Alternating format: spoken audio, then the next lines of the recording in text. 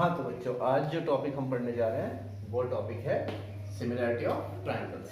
इस चैप्टर को पढ़ने से पहले आप लोगों को 9th क्लास का एक चैप्टर याद होगा जिसका नाम था कॉन्ग्रुएंसी ऑफ ट्रायंगल्स। तो दो ट्रायंगल्स कॉन्ग्रुएंट कब होते थे? जब वो उन दोनों को एक दूसरे के ऊपर हम सुपर इम्पोज कर सकते थे, मतलब एक दूसरे के ऊपर रख सकते हैं और वो बिल्कुल एक दूसरे को कवर कर लें, तो वो होते हैं कॉन्ग्रुएंट ट्रायंगल्स। कॉन्ग्रुएंट ट्रायंगल्स की क्या खासियत थी कि उनकी सभी साइड्स और सभी एंगल्स क्या होते थे, आपस में बराबर होते थे। लेकिन सिमिलर ट्रायंगल्स या सिमिलैरिटी उससे एक अलग तरह का क्राइटेरिया है। देखिए फॉर एग्जांपल, हमारे पास में एक इक्विलैटरल ट्रायंगल ये है जिसकी साइड्स 8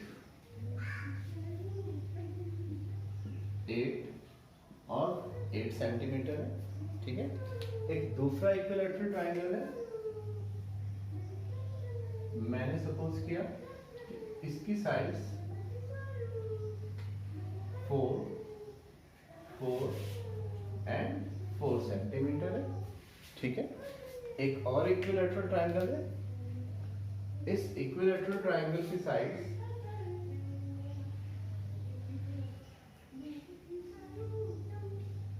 इसे PQRS दे दिया, MNR। इसकी sides 3 centimetre, 3 centimetre and 3 centimetre. तो देखने से पता चल रहा है कि ये आपस में कॉन्ग्रुएंट तो नहीं है, लेकिन फिर भी एक जैसे दिखाई देते हैं। कुछ तो बात है जो ये हमें एक जैसे दिखाई देंगे, कुछ तो बात है कि ये तीनों के तीनों ट्रायंगल इस ट्रायंगल से अलग ही दिखाई दे रहे हैं। मतलब हमें ये दिखाई दे रहा है कि भैया इनमें कोई रिश्ता है।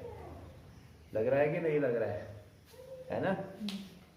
समझ में आई मेरी बात? या इसी तरीके से हमारे पास एक राइट एंगल ट्रायंगल है,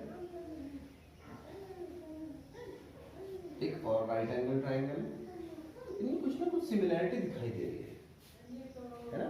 एक दूसरे से किसी वे में ये सिमिलर दिखाई दे रहे हैं। तो वो क्या सिमिलैरिटी है? या फिर हमारे पास एक सर्कल है और एक और सर्कल है, तो एक दूसरे से वो सिमिलर दिखाई दे रहे हैं, है ना?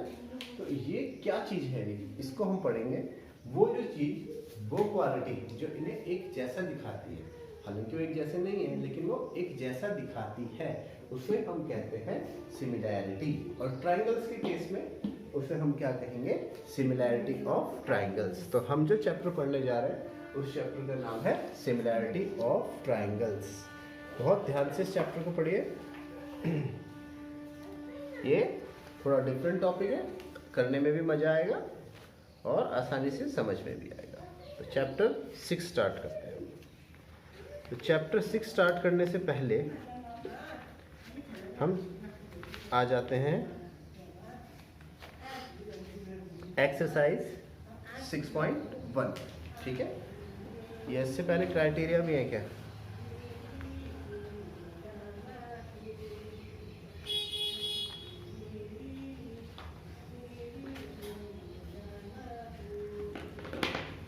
थोड़ा सा चीज देखो,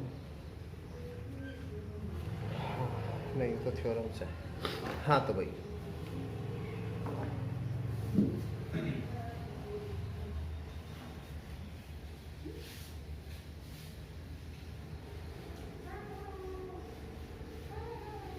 बच्चों आ जाइए exercise 6.1।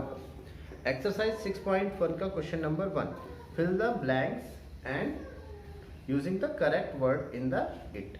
All circles are congruent और similar to each other. Similar, ठीक है, क्योंकि सर्कल की तो कोई साइड होती ही नहीं और कॉन्ग्रुएंसी के लिए साइड वाला क्राइटेरिया है। All the squares are no, all the squares are also similar to each other. देखिए कैसे, कोई स्क्वायर बड़ा हो सकता है, कोई स्क्वायर छोटा हो सकता है, ठीक है, इसमें भी सिमिलर आएगा।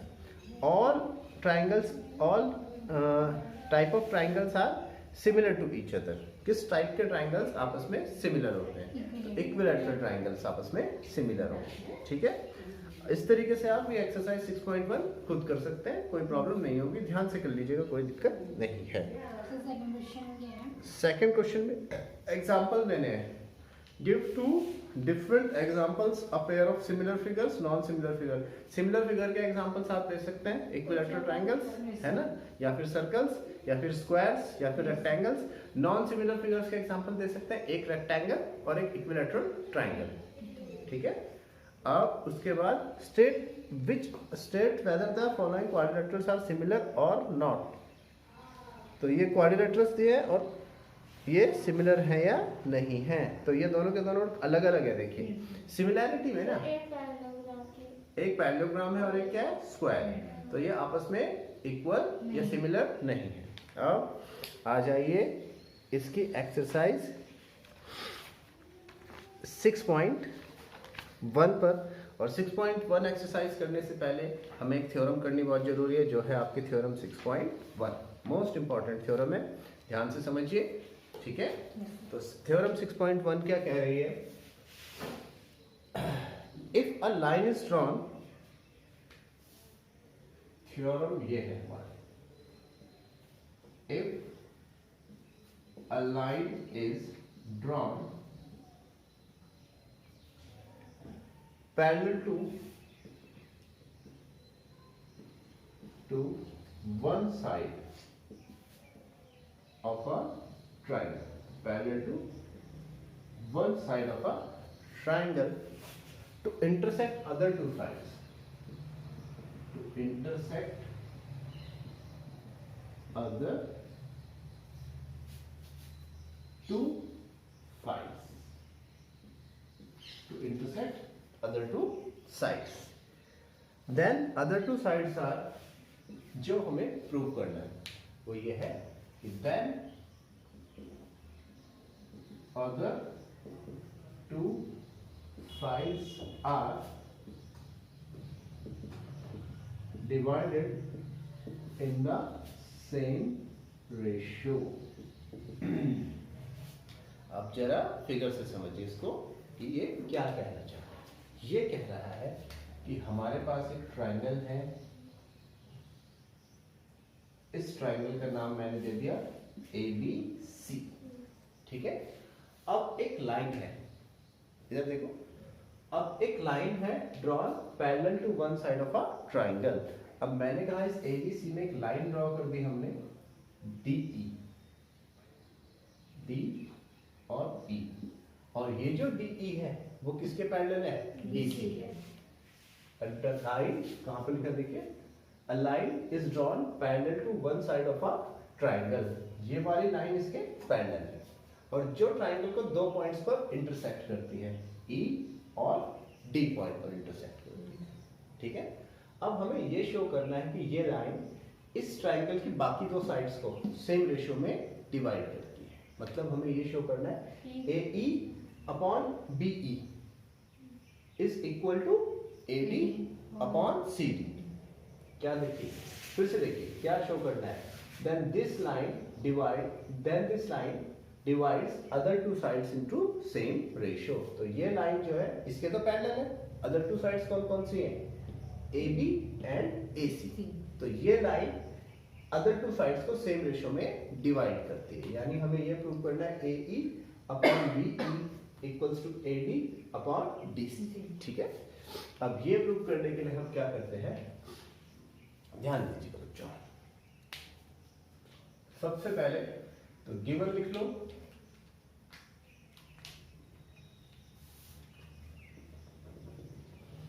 Given a triangle ABC in which a line DE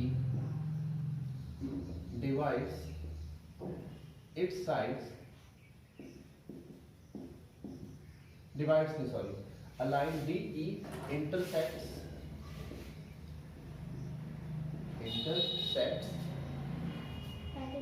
its sides. Sir इसमें जैसे लिखा है कि intersect the other two side in distinct point, मतलब कोई भी एक, हाँ, ये लाइन इसके तो पैरेलल है और बाकी दो साइड को दो अलग अलग पॉइंट पे, एक को E पर और एक को D पर इंटरसेक्ट करती है. Intersects other two sides at D and E. To prove, जो हमें प्रूव करना है वो है AE upon EB equals to AD upon 20। ठीक है, ये प्रूव करने के लिए अब हम क्या करेंगे, अब आ जाइए प्रूफ में। इसके प्रूफ को करने के लिए हमें कुछ कंस्ट्रक्शंस करनी पड़ेगी। पहली कंस्ट्रक्शन तो है जॉइंट EC एंड DB। पहली चीज जो हमने ज्वाइन की EC और अगला ज्वाइन किया हमने DB। ठीक है, और एंड ड्रॉ परपेंडिकुलर्स, दो परपेंडिकुलर्स ड्रॉ कर दिए हमने DM एंड EN। ठीक है, पहला परपेंडिकुलर ड्रॉ किया मैंने DM और उससे अगला परपेंडिकुलर ड्रॉ किया EN।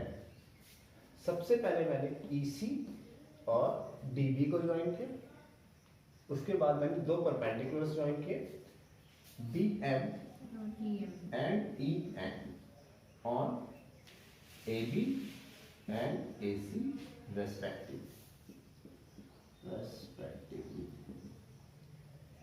ठीक है, अब हम प्रूफ की तरफ ये प्रूफ लिख दिया आपको, कंस्ट्रक्शन भी।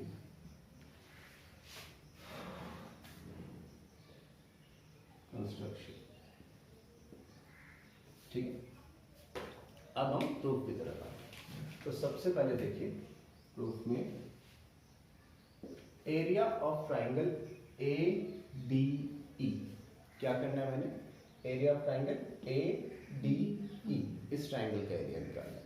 तो area of triangle ADE, triangle का एरिया क्या होता है,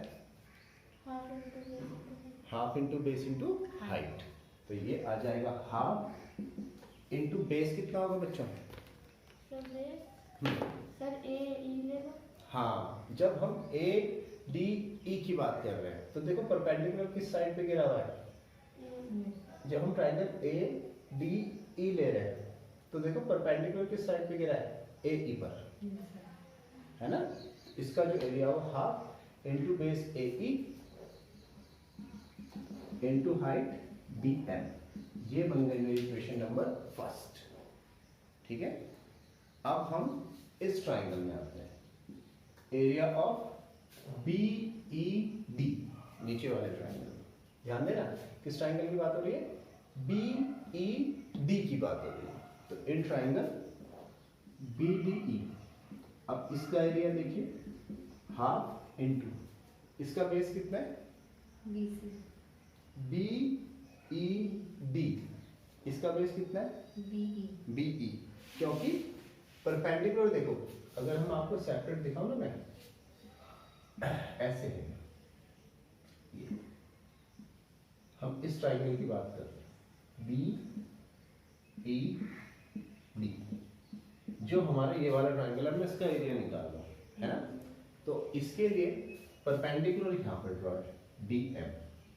अगर परपेंडिकुलर साइड से बाहर भी चला जाए, क्योंकि लाइन तो पूरी की पूरी है, ये आपको 9th क्लास में नहीं पता, मैंने कई बार कंफर्म किया था, जैसे हमारे को BED का ट्राइंगल का एरिया निकालना है, और लेकिन परपेंडिकुलर उससे बाहर है। आपको ऐसा लग रहा है कि फिगर में जो ट्राइंगल है उससे परपेंडिकुलर बाहर है, तो उससे कोई फर्क नहीं पड़ता। अगर वो उसी की लाइन में है तो उसी को परपेंडिकुलर लेंगे, और परपेंडिकुलर किस साइड पर है, BE पर, तो बेस BE होगा और परपेंडिकुलर होगा DM। तो half into BE into DM, ये बन गई मेरी इक्वेशन नंबर सेकंड। अब मैं क्या करता हूँ, इक्वेशन यहीं से कर देता हूँ फर्स्ट अपॉन इक्वेशन सेकंड, दोनों इक्वेशंस को मैं डिवाइड कर रहा हूँ। तो दोनों इक्वेशंस को डिवाइड करके मेरे पास क्या आएगा, area of ADE upon area of triangle BDE is equal to half into AE into DM upon half into BE into DM। Half से हाफ कैंसिल, DM से DM कैंसिल। ठीक है, तो यहां से हमारे पास आता है area of triangle ADE upon area of triangle BDE is equal to AE upon BE। इसे हम रोमन वाला फर्स्ट बना, ये तो एक पोर्शन है। अब फिर से इसी ट्राइंगल में चलेंगे, लेकिन चलेंगे दूसरी तरफ से। अभी हम किस तरफ से चले थे? बेस ए ई लिया था, फिर डी ई लिया था। अब हम इस साइड से चलेंगे जब बेस ए डी लेंगे एंड डी सी लेंगे। तो इस तरफ चलते हुए देखो जरा, आप लोगों के लिए मैं रफली ट्राइंगल बना रहा हूँ। इधर बनाता हूँ ट्राइंगल, थोड़ा सा मुझे वहाँ यूज करना है। अभी रफली आपको ए बी सी, एक्चुअल में साइड क्या है? ई डी, और एक परपेंडिकुलर यहाँ पे क्या गिरा हुआ है? E N. एक परपेंडिकुलर ये गिरा हुआ है ई एन। अब इधर देखिए जरा, अब दोबारा से मैं लेता हूँ area of triangle A D E. Sir A E D लिखो। ए ई डी, सॉरी यहाँ पर पहले ए डी लिखा है तो ए डी ई देखो। फिर तो सर देखो देखो, area of triangle A D ई। अब ट्राइंगल का एरिया क्या होता है? Half into base into height. इस बार मैं बेस ले रहा हूँ ए डी, तो हाइट कौन सी आएगी? E N. नहीं आ गई बात समझ में? इस बार बेस क्या लिया? A D, base A D लिया, तो इस बार हाइट क्या आएगी? E N. इस बार तो हाइट बदल गई है तो बेस बदल दिया। Half into A D into E N, ये बन गई हमारी इक्वेशन नंबर 3। इसी तरह से अब नीचे वाले ट्राइंगल की तरफ आ जाता है, वो है ई डी सी। अब किस ट्राइंगल की बात हो रही है? ई डी सी, इस ट्राइंगल की बात हो रही है। अब इसका एरिया निकालो, area of triangle E D C, ये हो गया हाफ, बेस हो गया डी सी, और परपेंडिकुलर हो गया ई एन। ठीक है, पिछली बार इस तरफ गए थे, इस बार इस तरफ चलिए। Half into D C into E N, ये बन गई हमारी इक्वेशन नंबर 4। अब इक्वेशन थर्ड अपॉन इक्वेशन 4 कर देता हूँ। Now equation third upon equation 4, तो यहां से मेरे पास आ रहा है area of triangle A D E upon area of triangle E D C is equal to half into A D into E N upon half into D C into E N. E N से half से half cancel, तो मेरे पास बनता है area of triangle A D E upon area of triangle E D C is equal to A D upon D C. अब एक और चीज अगर आप ध्यान दो, तो हमने जो नीचे वाले ट्राइंगल्स हैं डी डी ई, यहाँ तक आ रहा है सबको समझ में? क्या हुआ? अब एक और चीज आप ध्यान दीजिए कि ये वाला ट्राइंगल, ये वाला ट्राइंगल और ये वाला ट्राइंगल, इन दोनों के एरिया सेम हैं। क्यों होंगे? 9th क्लास में एक थ्योरम थी कि अगर दो ट्राइंगल्स हैं सेम बेस पर है और बिटवीन सेम पैरेलल लाइंस हैं, तो उनके एरिया क्या होंगे? इक्वल। ठीक है, याद है 9th क्लास में हमारे पास एक थ्योरम थी कि if two triangles are on the same base and between same parallel lines then their areas are equal to each other। तो यहाँ पर EBD और ECD दो ट्राइंगल्स हैं, बेस सेम ED है, और ये दोनों लाइंस क्या हैं आपस में? पैरेलल। तो इनके एरिया क्या होंगे आपस में? इक्वल। ठीक है, now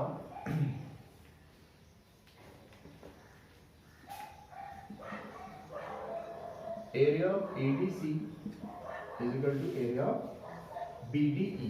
Area of EDC is equal to area of BDE, क्योंकि both are on the same base AD and between same parallel lines। दोनों के दोनों same base and between same parallel lines है। तो substituting in equation third, sorry fifth हो गई, substituting in equation 5। कहाँ substitute कर दूं मैं इसको? equation 5। देखो क्या substitute करना है equation 5 में? एरिया ऑफ ट्राइंगल ADE तो ऐसे ही रहा, और EDC इक्वल्स टू क्या है? BDE।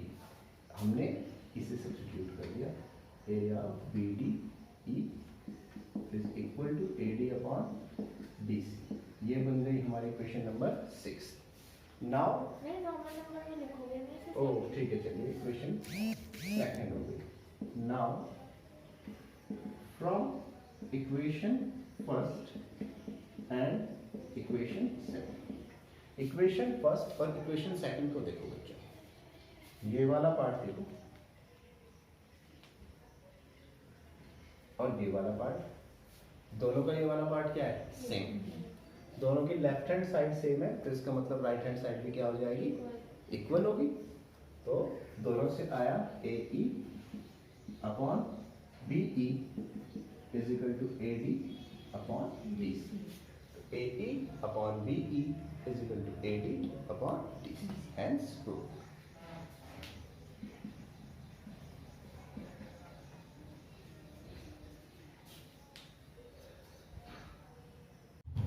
अब स्टूडेंट्स नेक्स्ट थ्योरम देखिए, which is theorem 6.2।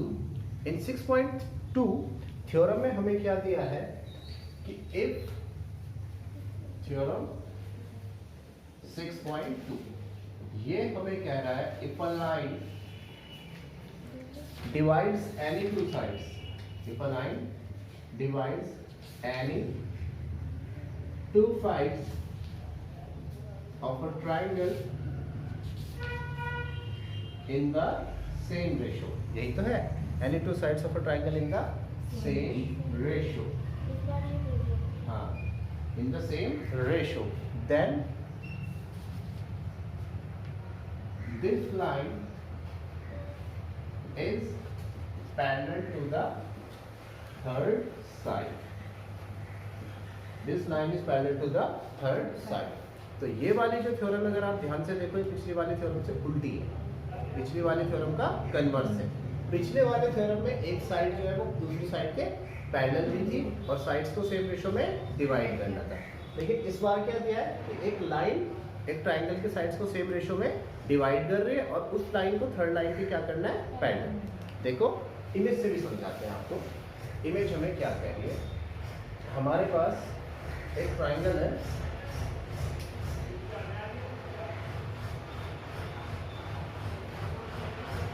A, B and C, ठीक है।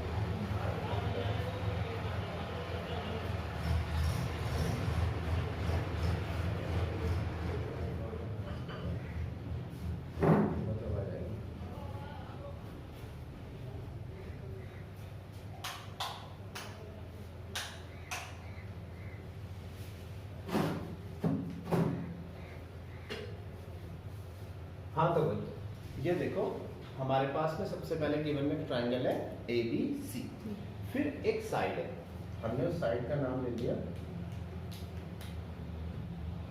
P और Q। अब ये साइड है पी क्यू, ये इसको इक्वल रेशियो में डिवाइड करेंगे, यानी A P upon P B is equal to A Q upon Q C. तो ये जो साइड है पी क्यू, ये ट्राइंगल ए बी सी की दोनों साइड्स को ए बी और ए सी को सेम रेशियो में डिवाइड कर दिया। अब हमें ये प्रूव करना है कि ये साइड इन दोनों को तो सेम रेशियो में डिवाइड करेंगे, ये साइड इस थर्ड साइड के क्या हो, पैरेलल। ये साइड क्या हो, थर्ड साइड के पैरेलल। तो ये करने के लिए सबसे पहले गिवन में लिख लीजिए a triangle A B C in which a side PQ, a triangle, हाँ लाइन लिख दो, हाँ साइड लिख है, लाइन लिख है, in which a line segment PQ divides its sides AB and AC in the same ratio। जब ये इसे सेम रेशियो पे डिवाइड कर रहा है, इसका मतलब ये इसे ऐसे डिवाइड कर रहा है AP upon PB, therefore AP upon PB equals to AQ upon QC। अब टू प्रूव में हमें करना है PQ is parallel to BC। क्या प्रूव करना है? ये side PQ is parallel to BC। ठीक है, ये करने के लिए हम अपनी तरफ से एक हाइपोथेटिकल सिचुएशन मानते हैं। हाइपोथेटिकल सिचुएशन मतलब अपनी तरफ से मान लेते हैं कुछ चीज को। देखो प्रूफ में देखिए, हम अपनी तरफ से मान लेते हैं, हमें प्रूव करना था PQ is parallel to BC, लेकिन हम अपनी तरफ से क्या मानते हैं कि let PQ is not parallel to BC। PQ BC के पैरेलल नहीं है, बट एन अनदर लाइन, कोई दूसरी लाइन PQ डैश नाम लिखते हैं उसका, but an another line PQ dash. Sir कुछ और मान लीजिए पी। अच्छा PQR मान लो, but an another line PR is parallel to BC।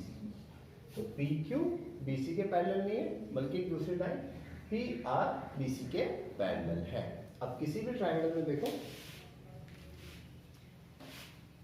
इसी ट्रायंगल को आप इस तरीके से सोचिए,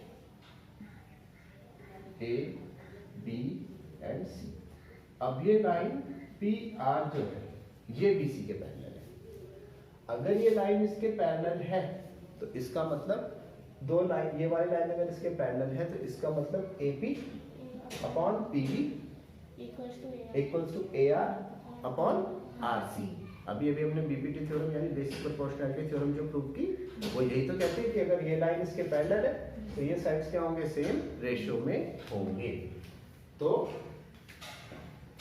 therefore AP upon PB is equal to AR upon RC by BPT theorem. तो इससे पहले थ्योरम का है, उसका नाम है BPT थ्योरम। ठीक है, तो AP upon BB equals to क्या आएगा? AR upon RC। बट हमें दिया क्या है? AP upon BB is equal to AQ upon QC। ये क्या है मुझे गिवन है। ये आ गई हमारी इक्वेशन नंबर 2। तो from equation first and second, from equation first and equation second we get, equation first to second से मुझे क्या मिल रहा है? लेफ्ट हैंड साइड सेम है, AP upon PB and AP upon PB। तो राइट हैंड साइड भी क्या होगी? Same, AR upon RC is equal to AQ upon QC। अब एक चीज देखो, इसके अकॉर्डिंग ये क्या है कि AR अपॉन RC, ठीक है, इज इक्वल टू बता रहा है AQ अपॉन QC, जबकि डिस्टेंसेस तो अलग अलग है। तो इनका रेशियो सेम कैसे होगा? इनका रेशियो तभी सेम हो सकता है जब ये Q और R दो अलग अलग पॉइंट ना हो बल्कि एक ही पॉइंट। समझ में आएगा? जब ये दो अलग अलग पॉइंट ना हो बल्कि क्या हो, एक दूसरे के ऊपर हो या सेम हो, है ना, तभी हो सकता है। नहीं तो हमेशा ही डिस्टेंसेस क्या रहेंगी? अलग अलग रहेंगी और रेशियो भी क्या रहेगा? अलग। Which is only possible